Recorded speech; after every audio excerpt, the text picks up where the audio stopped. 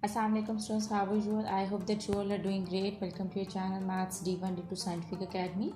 Today our lecture is related to chapter 4, which is expansion and factorization of algebraic expressions. I am going to explain you exercise 4C. Your book is New Syllabus Mathematics 2 D2 Maths. Okay ji. Question number 7 is factorize each of the following expressions completely. I am going to explain you question number 7. Okay students, before starting the lecture, I would request you that if you want more help regarding your subject, then you can subscribe the channel. Okay, let's come to the question. Okay students, there are many methods to factorize the expressions. Here you can see that this is 32a square and minus 98b square. See that whether these two numbers are divisible by any number or not. Whenever you do the factorization, first see this, that are these two numbers are divisible by any number or not. If these are divisible, so go on that number. Here you can see that 32 and 90 both are even numbers. You know that every even number is divisible by 2. So it means that these two numbers are divisible by 2. So what you will get? When you will divide 32 with 2, you will get 16. 2 1s are 2, 2 6 are 12. And is here. Now divide 98 with 2. Okay, when you will divide, you will get 2 4s are 8, 2 9s are 18. Okay students, after taking common, you are left with 16a square and 49b square. Students, remember that whenever you are having two squares and in between there is a minus sign, so you will use the formula which is a square minus b square is equal to a plus b and a minus b. And here you can see that these two are the perfect squares. There are two numbers and these two are the perfect square, and in between there is a minus sign. So you can apply this formula, which is a square minus b square is equal to a plus b and a minus b. So here we can write, this is 16a square, so we can write 16 is the perfect square of 4. So we can write 4a whole square. And minus 49 is the perfect square of 7. So we can write 7b whole square. So here you can see that we have made the formula, which is a square minus b square. We have converted this term into this formula, which is a square minus b square. And students, we can see that a square minus b square is equal to a plus b and a minus b. In this case, a is 4a and b is 7. So I'm going to apply the formula. A square minus b square is equal to a plus b and a minus b. A plus b and a minus b.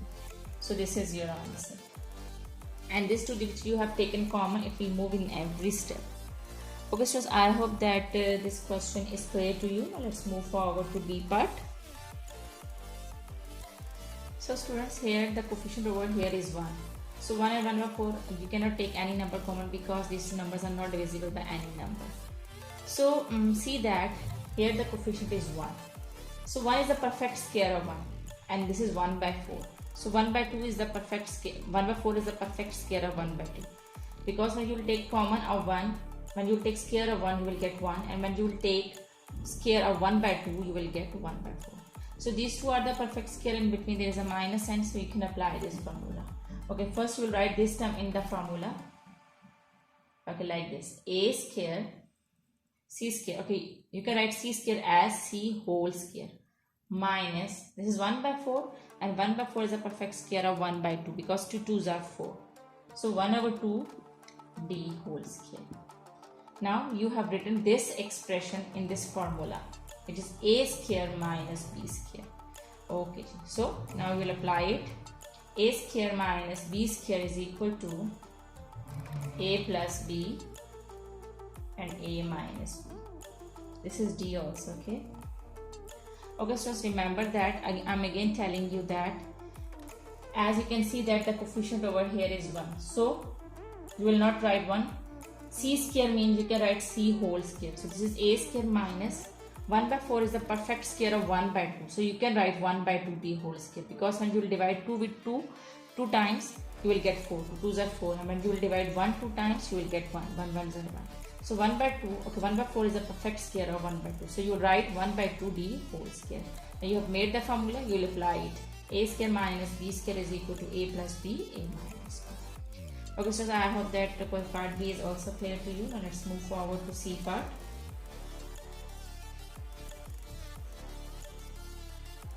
Okay, so these two are the perfect square. 9 is the perfect square of 3. 3 3s are 9. And 100 is the perfect square of 10. 10 10s are 100.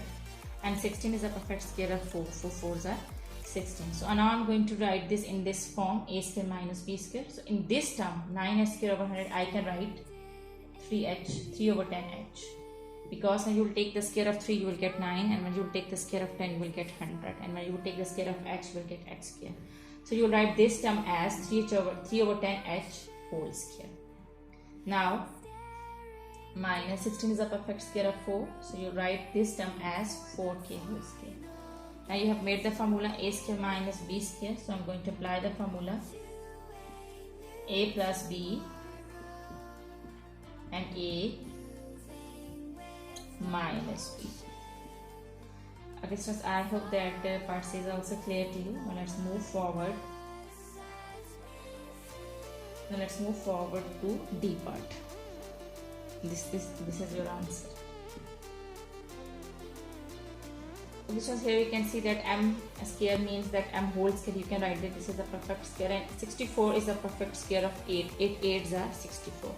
So you can write this term as m whole square minus 8. Okay, this is n4. So we have to, in the formula here it is square, so it means that we need to take square now. But how would we get n4? We can get n4 if we are having 2 power of n.